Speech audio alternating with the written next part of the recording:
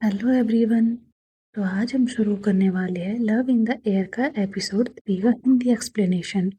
I hope episode 1 और episode 2 की तरह आपको ये भी पसंद आएगा। Please like share and comment ज़रूर करना। इस एपिसोड की स्टार्टिंग में हम देखते हैं कि प्रिपाई और पायु गैराज में बातें कर रहे होते हैं। तभी पायु प्रपाई से पूछता है कि आजकल तुम बहुत खुश खुश रहने लगे हो, क्या बात है? जिस पर प्रभाई कहता है कि ये सब तुम्हारी हेल्प का ही कमाल है। पायु को पहले तो समझ नहीं आता है कि प्रभाई किस बारे में बात कर रहा है, लेकिन वो पायु को बोलने का मौका नहीं देता और कहता है कि चलो आज मौसम बहुत अच्छा है, रेस के लिए चलते हैं। और दोनों रेस करने चले जाते हैं। दूसरी तरफ पायु को चैलेंज करने के बाद रेन की कंडीशन कुछ ठीक नहीं लगती। वो बहुत ज़्यादा फ्रस्ट्रेटेड रहता है, यहाँ तक कि कॉलेज में भी उसका पढ़ाई में मन नहीं लगता। जब स्काई इसकी ये कंडीशन देखता है तो उससे रहा नहीं जाता और अपने दोस्त से पूछता है, आखिर तुम्हें प्रॉब्लम क्या है? तब रेन उसे बता देता है कि यार मुझे तुम्हारी हेल्प चाहिए और बताओ कि मैं किसी लड़के को अपने प्यार में कैसे फंसा सकता हूँ या फिर मैं उसका अटेंशन कैसे गेन कर सकता हूँ।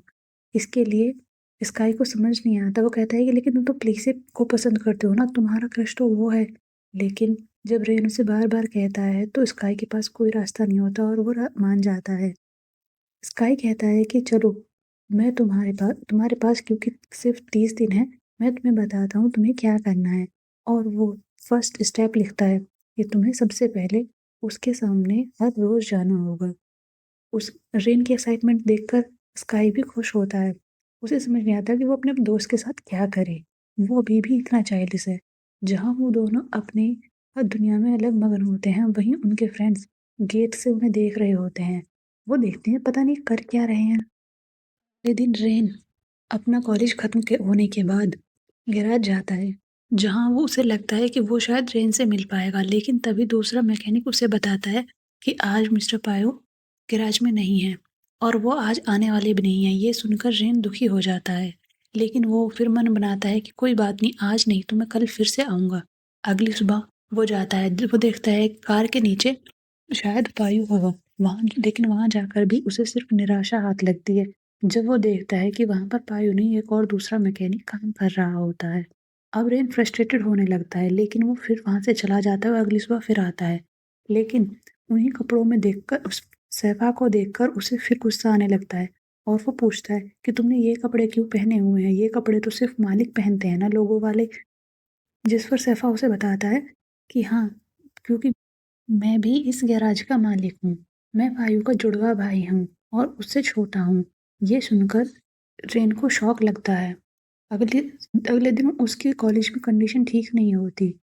ट्रेन से ना मिलने की फ्रस्ट्रेशन, कॉलेज का प्रेशर, असाइनमेंट्स कंप्लीट ना होना, इन सब से वो बिल्कुल परेशान हो जाता है। और ये इन सब को देखकर रेन को परेशानी में देखकर स्काई और ज़्यादा परेशान होता है। वो स्काई रेन से पूछता है कि आखिर तुम इतनी प्रॉब्लम झेल क्यों रहे हो? अपने असाइनमेंट्स पर फोकस करना चाहिए। इसकी ड्यू डेट कल है। रेन रेन उसकी बात को अनसुना करता है और फिर से अपना असाइनमेंट बनाने लगता है। ये देखकर स्काई फ्रस्ट्रेटेड होता है। अगले दिन रेन जब फिर से मिलने जाता है तभी उसे पायो का एक मैसेज मिलता है। वो मैसेज को वहाँ मौजूद मैकेनिक को दिखाता है और गुस्से में पूछता है कि आखिर इस मैसेज का क्या मतलब है? मैं उससे क्यों नहीं मिल पा रहा हूँ पायो से? इस पर वो मैकेनिक समझाता है कि ये एक क्लू है, तुम्हें उसे कॉल करनी चाहिए। और तुम्हें पता है कि मिस्टर पायु को सॉफ्ट वॉइस पसंद है। ये सुनकर रेन को आइडिया हो जाता है कि पायु उससे क्या चाहता है और वो कॉल करता है। पहले रेन उसको कोई आवाज़ नहीं सुनता, लेकिन जब उसे आवाज़ आती है तो वो कहता है कि मैं तुमसे मिलना चाहता हूँ। ये सुनकर पायु फिर से शांत हो जाता है और फिर रेन फिर से बिल्कुल पोलाइट आवाज़ में कहता है तो पायु मान जाता है कि ठीक है, तुम गैराज में हो वहीं रुको, मैं थोड़ी देर में आने वाला हूँ। अब ये सुनकर रेन खुश हो जाता है। उसे लगता है कि उसने अपना फर्स्ट मिशन कंप्लीट कर लिया है। ये इस बात से बिल्कुल अनजान होता है कि वो पायु के इशारों पर नाच रहा है। जब रेन पायु के आने का इंतजार कर रहा होता है तभी वहां पर सैफा आता है और दोनों बातें करने लगते हैं। तभी सैफा उसे बताता है कि पायु का तुम्हारे साथ रिलेशनशिप फर्स्ट टाइम नहीं है और न ही तुम उसके लिए फर्स्ट हो। तो इसलिए प्लीज अगर तुम्हें कहीं और से पता चलता है तो इस बात से बुरा मत मानना। जब वो दोनों बातें कर ही रहे होते हैं तभी वहाँ पर पायु आ जाता है। उसके चेहरे पर अलग सी स्माइल होती है, लेकिन रेन को वो बिल्कुल अच्छा नहीं लग रहा होता उस मोमेंट पर। रेन वहाँ से उठकर जाने लगता है और कहता है कि बस मैं चलता हूँ, वैसे भी काफ़ी लेट हो गया है और तुम थक गए होगे, मैं तुम्हें डिस्टर्ब नहीं करना चाहता। उसकी आवाज़ में एक अलग सी उदासी होती है, जिसे महसूस करने में पायु को बिल्कुल देर नहीं लगती। लेकिन वो अपने इमोशंस को मास्क करते हुए रेन कहता है कि क्यों, क्या मेरा चेहरा देखकर ही तुम्हें संतुष्टि हो गई है? लेकिन जैसे ही रेन उठकर जाने लगता है, भाई उसका हाथ पकड़ लेता है और कहता है, चलो काफ़ी लेट हो गया है, हम लोग डिनर के लिए बाहर चलते हैं। रेन प्रोटेस्ट करना चाहता है, लेकिन उसकी नज़र हाथ पर टिकी होती है जो पायु ने पकड़ा हुआ होता है। उसे कुछ अलग ही महसूस होता है। वो रेसिस्ट करना चाहता है, लेकिन अपनी फीलिंग्स के आगे हार जाता है और चुपचाप रेन के पीछे पीछे चल देता है। रेस्टोरेंट पहुंचने के बाद रेन और पायु अपना खाना ऑर्डर करने लगते हैं। तभी रेन पूछता है कि तुम्हारा फेवरेट खाना कौन सा है, तुम्हारे लिए क्या ऑर्डर करूं? लेकिन पायु उसे टीज करता है और कहता है कि क्या तुम्हें मेरी प्रेफरेंसेस जानने के लिए इतनी जल्दी है? लेकिन रेन कहता है कि मैं सिर्फ तुम्हारे लिए खाना ऑर्डर कर रहा था। पायु कुछ नहीं बोलता और अपनी हाथ में लेकर नोटबुक खुद ऑर्डर लिखने लगता है। जब वो रेन से उसकी फेवरेट डिशेस पूछता है तो रेन बिना कुछ सोचे समझे उसे सारी डिशेस बता देता है। वो इतना क्यूटली बात कर रहा होता है कि रेन रेन की कुछ बात करते हुए सुनकर पायु सिर्फ उसकी तरफ देखता रहता है। लेकिन ये इस बात से रेन गुस्सा हो जाता है और कहता है कि तुमने मुझसे मेरी प्रेफरेंसेस जानी है, लेकिन अपने बारे में नहीं बता रहे हो। ये तो बहुत गलत बात है। तभी वहां पर वेटर आता है, जिसे देखकर पायु कहता है कि तुम मुझे 1 महीने में अपने प्यार में गिराने वाले थे, कि उसका क्या हुआ? रेन को गुस्सा आता है और वो वेटर का हाथ पकड़कर कहता है, तो तुम ये जो लड़का देख रहे हो, मैं इसे बहुत पसंद करता हूँ और इसे अपने प्यार में गिराने की कोशिश कर रहा हूँ। प्लीज मुझे लक विश करो। ये सब देखकर पायु हंसने लगता है और जब रेन पायु को हंसते हुए देखता है तब उसे एहसास होता है कि पायु उसे फिर से तंग कर रहा था और उसने वही किया जो वो रेन से करवाना चाहता था। लेकिन पायु उसे ज्यादा गुस्सा नहीं होने देता और खाना आते ही उसे अपने हाथों से खिलाने लगता है और कहता है कि क्या तुम सिर्फ खिचड़ी खाने वाले हो, तुम मोटे नहीं होने वाले। और उसे खाना अपने हाथों से खिलाने लगता है। जल्द ही दोनों अपना खाना खाकर रेस्टोरेंट से बाहर आ जाते हैं, जहाँ रेन पायु से दुखी आवाज में कहता है कि तुम हर वक्त मुझे स्टूपिड बॉय क्यों कहते रहते हो? मैं स्टूपिड नहीं हूँ तो मैं तुम्हारी सारी बातें भी मानता हूँ। इस पर पायु रेन के करीब जाता है और कहता है कि तुमने आज बहुत अच्छे से बिहेव किया, तो क्यों ना तुम स्टूपिड बॉय को क्यूट बॉय के साथ रिप्लेस कर दो। इतना कहते ही रेन का चेहरा लाल पड़ जाता है। वो एम्बेरस होता है। उसकी फीलिंग्स जैसे एक अलग ही मोड़ लेने लगती है। वो खुद को कंट्रोल नहीं कर पाता। वो कभी ज़मीन पर बैठता है तो कभी खड़ा होने लगता है और लास्ट में रेन के वायु के साथ चला जाता है।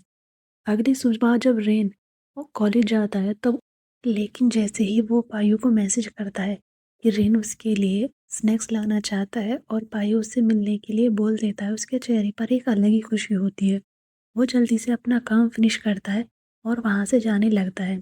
ली उससे बात करना चाहती है, लेकिन वो नहीं रुकता और कहता है कि फिर मैं तुमसे बाद में बात करूँगा। इसका ये देखकर चौंक जाता है कि आखिर इसका क्रश है कौन, कि ये प्ली से बात भी नहीं कर रहा है। रेन पायु के घर आ जाता है और वहीं अपना प्रोजेक्ट खत्म करने लगता है। जब वो अपना प्रोजेक्ट कर ही रहा होता है कि पायु वहाँ आ जाता है और कहता है कि चलो तुम जो मेरे लिए स्नैक्स लाने वाले थे वो दो। स्नैक्स लेते वक्त पायु रेन का हाथ पकड़ लेता है। इससे रेन एम्बेरस हो जाता है और अपने प्रोजेक्ट पर ध्यान देने लगता है। लेकिन पायु उसको कंटिन्यूअसली देख रहा था। यह देखकर रेन अपना चेहरा छुपाने लगता है और कहता है कि अगर तुम बार बार देख क्या रहे हो। तभी वहां पर पायु का गैरेज में काम करने वाला मैकेनिक आता है, लेकिन उन दोनों को करीब देखकर वो वहां से चला जाता है। पायु रेन से कहता है कि तुम मेरे लिए स्नैक्स लाए हो, तो चलो मैं तुम्हारे आज डिनर की ट्रीट देता हूँ, मेरे साथ चलो। गराज के मैकेनिक और रिसेप्शनिस्ट दोनों ये सब देखकर खुश होते हैं कि फाइनली उनका बॉस खुश है। रेन घर पहुंचने के बाद अपना असाइनमेंट कंप्लीट करता है और सोचता है कि अभी भी मेरे पास कॉलेज जाने से पहले थोड़ा वक़्त बचा है, तो मैं कुछ देर के लिए सो जाता हूँ।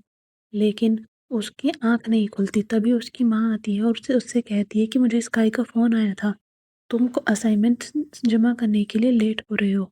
जब वो कॉलेज पहुँचता है, तब उसके प्रोफ़ेसर असाइनमेंट सबमिट करने से मना कर देते हैं और कहते हैं कि तुमने डेडलाइन क्रॉस कर दी है, अब मैं तुम्हारा असाइनमेंट नहीं ले सकता। रेन उनसे रिक्वेस्ट करता है कि सर प्लीज़ मुझे एक मौका और दे दीजिए, लेकिन प्रोफ़ेसर क्लियरली मना कर देते हैं और कहते हैं कि मैं तुम्हें कोई और मौका नहीं दे सकता, तुम्हें ये डेडलाइन से पहले सबमिट कर देना चाहिए था। ये सुनकर रेन बहुत दुखी हो जाता है। उसे समझ नहीं आता कि अब वो कहाँ जाए। जब उसके दोस्त प्ले और स्काई उससे बात करने की कोशिश करते हैं, तब वो उन्हें टाल देता है और कहता है कि मैं बिल्कुल ठीक हूँ, क्योंकि मैं रात देर तक काम कर रहा था, इसलिए मैं बस थक गया हूँ। मैं घर जाकर आराम करना चाहता हूँ, तुम दोनों से कल मिलूँगा। इतना कहकर रेन वहाँ से चला जाता है और पायु के गैराज आ जाता है। उसे खुद भी समझ नहीं आता कि वो वहाँ क्यों आया था। तभी सैफ़ा उसे देख लेता है और कहता है कि रेन तुम बारिश में क्यों भीग रहे हो? और उसे अंदर लेकर जाता है। रेन सैफ़ा से पूछता है कि क्या पायु यहाँ पर है? लेकिन सैफ़ा उसे मना कर देता है कि वो यहाँ पर नहीं है, वो अपने ऑफ़िस गया है। दूसरी तरफ सैफ़ा पायु को कॉल करता है और उसे बताता है कि रेन ऑफ गैराज आया हुआ है और उसकी कंडीशन कुछ ठीक नहीं लग रही है, वो काफ़ी देर से बारिश में खड़ा हुआ था। इतना सुनते ही पायु वहाँ से तुरंत गैराज के लिए निकल जाता है। दूसरी तरफ रेन बहुत उदास होता है, उसे खुद पर गुस्सा आ रहा होता है और वो रोना चाहता है, लेकिन वो कमज़ोर भी नहीं पड़ना चाहता। तभी पायु वहाँ पर आ जाता है और सैफ़ा से पूछता है कि रेन कहाँ पर है? सैफ़ा बताता है कि रेन उसके रूम में है। इतना सुनते ही वो अपने रूम की तरफ चल देता है, जहाँ पर रेन बस ज़मीन पर बैठा हुआ था। पायु को आता देखकर रेन खुद को कंट्रोल नहीं कर पाता और उसकी आंखों से आंसू बहने लगते हैं, जैसे मानो कोई डैम टूट पड़ा हो। ये देखकर पायु बहुत दुखी होता है। वो धीरे से रेन के पास जाता है और अपनी बाहें खोलकर उसे आने के लिए इशारा करता है। पहले तो रेन झिझकता है, लेकिन पायु को सामने देखकर वो खुद को रोक नहीं पाता और सीधा उससे जाकर गले लग जाता है। पायु उसे कंसोल करता है कि तुम गुड बॉय हो, मैं यहाँ पर हूँ, तुम्हें कुछ नहीं हुआ है, कोई बात नहीं, ये सिर्फ एक गलती है, जो हो गया सो हो गया, प्लीज़ अब परेशान मत हो, मैं हूँ ना यहाँ पर, कुछ नहीं होगा। रेन बार बार बस एक ही बात कहता है कि मैंने सब खराब कर दिया, मैंने सब खराब कर दिया, लेकिन रेन उसे समझाता है कि कुछ भी खराब नहीं हुआ है, मैं हूँ ना यहाँ पर, तुम टेंशन मत लो, सब ठीक हो जाएगा। कुछ देर बाद जब रेन शांत हो जाता है तो वो अपना चेहरा धोता है। उसे वॉशरूम में खड़े होकर ये सोच रहा होता है कि आखिर जब मैं सबके सामने स्ट्रांग बनकर रह सकता हूँ, तो पायु के सामने मैं इतना कमज़ोर क्यों पड़ जाता हूँ। लेकिन जब वो बाहर आता है, तब पायु उसका प्रोजेक्ट चेक कर रहा होता है। पायु पूछता है कि तुमने इसमें क्या कमी की है? क्या प्रोजेक्ट से प्रोफेसर खुश नहीं थे? ये तो तुमने ठीक बनाया है। लेकिन रेन कहता है कि मैंने डेडलाइन क्रॉस कर दी थी, प्रोजेक्ट तो मैंने बना लिया था, लेकिन मैं सबमिट करने के लिए देर देर कर दी। इस पर पायु नाराज़ होता है और कहता है कि अगर तुम एक अच्छे डिज़ाइनर बनना चाहते हो, तो तुम्हें समय का ख्याल रखना होगा। अब चलो, ये सब छोड़ो, अब तुम रेस्ट करो और अपने बालों को सुखा लो। ये कहकर पायु वहाँ से जाने लगता है।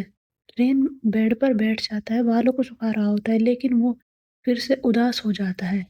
जब पायु दरवाज़ा खोलने से पहले मुड़कर देखता है, तो रेन को देखकर वो रुक नहीं पाता और वापस उसकी तरफ चला जाता है। वहाँ जाते ही वो रेन को हग करता है और कहता है, परेशान मत हो, सब ठीक हो जाएगा। और हाँ, अपने बालों को अच्छे से सुखाना, वरना तुम्हें सर्दी लग जाएगी। तुम्हें अपने काम पर फोकस करना होगा, वरना तुम आगे चलकर तुम्हें बहुत प्रॉब्लम हो सकती है। और इतना कहकर पायु वहाँ से चला जाता है। अब रेन की खुशी का ठिकाना नहीं होता, उसे लगा था पायु उसे कंसोल नहीं करेगा। इसके बाद हम एक रिकैप सीन भी देखते हैं, जहाँ सैफा रेन को बोलता है कि पायु यहाँ गैराज में नहीं है, जबकि पायु पिलर के पीछे खड़ा होकर अपने फ़ोन में कुछ देख रहा होता है। सैफा उसे कहता है कि तुम आखिर उससे कब तक नहीं मिलने वाले हो, चलो मुझे अपना फ़ोन दो। इस पर पायु कहता है कि सिर्फ कुछ वक्त और, इसके बाद तुम सब समझ जाओगे। लेकिन रेन के बारे में सैफा कहता है कि वो बहुत नासमझ है, तुम्हें उस बच्चे के साथ ऐसा नहीं करना चाहिए। लेकिन पायु उसे अपना फ़ोन देता है और कहता है कि मेरा फ़ोन ऑफ़िस में पहुँचा देना, मैं चलता हूँ। जब पायु वहाँ से चला जाता है तब सैफ़ा उसका फ़ोन चेक कर रहा होता है। तब उस फ़ोन में उसे रेन की एक पुरानी पिक्चर देखने को मिलती है। अब उसे सब समझ में आ रहा होता है। वो कॉलेज के फ्रेशर्स की पिक होती है जहाँ पर रेन हँस रहा होता है। अब सैफ़ा को सारी चीज़ें समझ आ जाती हैं। ये पिक्चर पायु को तब मिली थी जब वो अपने ऑफ़िस में काम कर रहा था, तभी उसके फ़ोन पर एक नोटिफ़िकेशन आता है और वो ये पिक देखता है। वो पिक्चर देखते ही उसे याद आता है कि ये तो वही लड़का है, जिसकी मैंने बारिश में कार ठीक की थी और वो बहुत क्यूट होता है।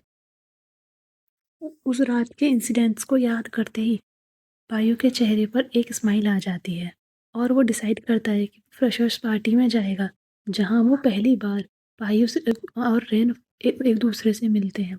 तो ये थी हमारी आज की स्टोरी। एपिसोड 3 आपको कैसा लगा?